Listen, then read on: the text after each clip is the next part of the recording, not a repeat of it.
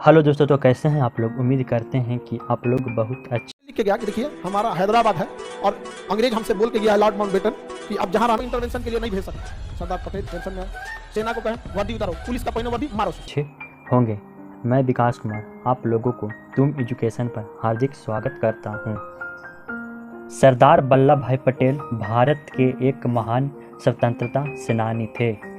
उन्हें भारत के लौह पुरुष के रूप में जाना जाता है।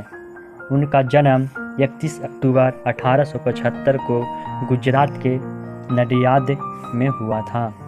उनके पिता का नाम जवेर भाई पटेल तथा माता का नाम लाडवा देवी था। उनके पत्नी का नाम जवेरा पटेल थी। वह भारत के पहले गृह मंत्री तथा पहले उप प्रधानमंत्री थे।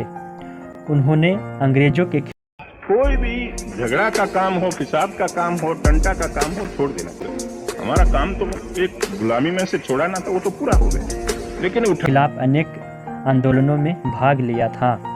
स्वतंत्रता के बाद भारत को एकजुट करने में सरदार पटेल ने सबसे महत्वपूर्ण भूमिका निभाई थी।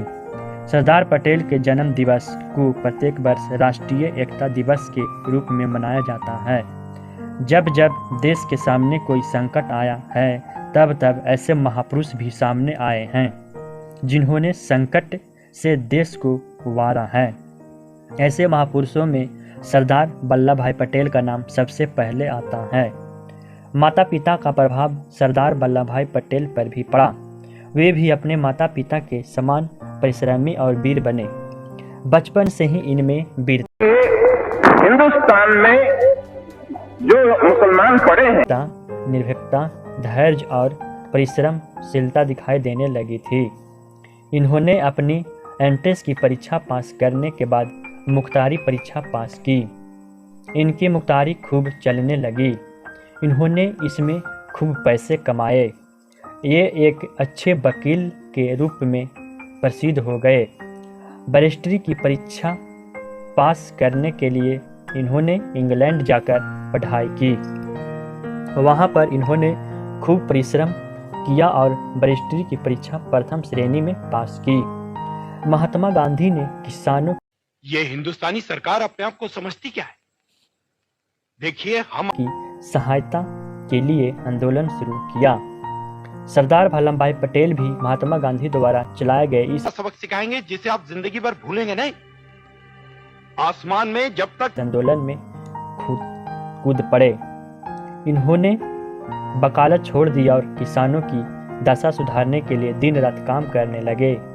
ये जो भी काम हाथ में लेते थे उससे पूरा करके ही छोड़ते थे। गुजरात में सरकारी अफसर मजदूरों और किसानों से बेगार करवाया करते थे। इन्होंने इसका कड़ा विरोध किया और अंत में वे अपने इस कार्य में सफल हुए और बेगार प्रथा समाप्त हो गई। इन्होंने रौलट एक्ट का भी कड़ा विरोध किया। गांधी जी द्वारा चलाए गए असहयोग आंदोलन में भी सरदार पटेल जी ने बहुत काम किया। बहुत से छात्रों कभी याद करे जो जमाना माटी ने गांधी जी के आह्वान पर सरकारी स्कूल कॉलेज छोड़ दिए। सरदार वल्लभ भाई पटेल ने ऐसे छात्रों की शिक्षा के लिए गुजरात विद्यापीठ की स्थापना की। सरदार वल्लभ भाई पटेल में सहन शक्ति भी बहुत थी। एक बार उनकी बगल में एक फोड़ा निकला। कहते हैं कि उन्हें बताया गया कि अगर वे एक सलाख गर्म करके उस फोड़े पर लगाएं तो वह ठीक होगा। उन्होंने सलाख गर्म करके उसे अपने फोड़े पर लगाने के लिए अपने मित्र को कहा, पर उसमें यह काम करने की हिम्मत नहीं हुई। उन्होंने सलाख अपने हाथ में ली, उससे खूब गर्म किया और झट से उसे अपने फोड़े पर लगा दिए। गरम सलाख को लगाते समय उन्होंने उफ तक नहीं की। ऐसी थी उनकी संकल्प शक्ति। इन्होंने गांधी जी द्वारा चलाए गए स्वतंत्रता आंदोलनों में सक्रिय भाग लिया।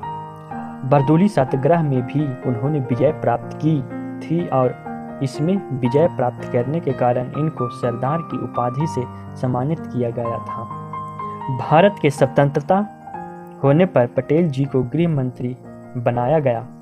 इन्होंने देश की 600 छोटी बड़ी रियासतों को अपनी सूझबूझ में भारत में मिला दिया।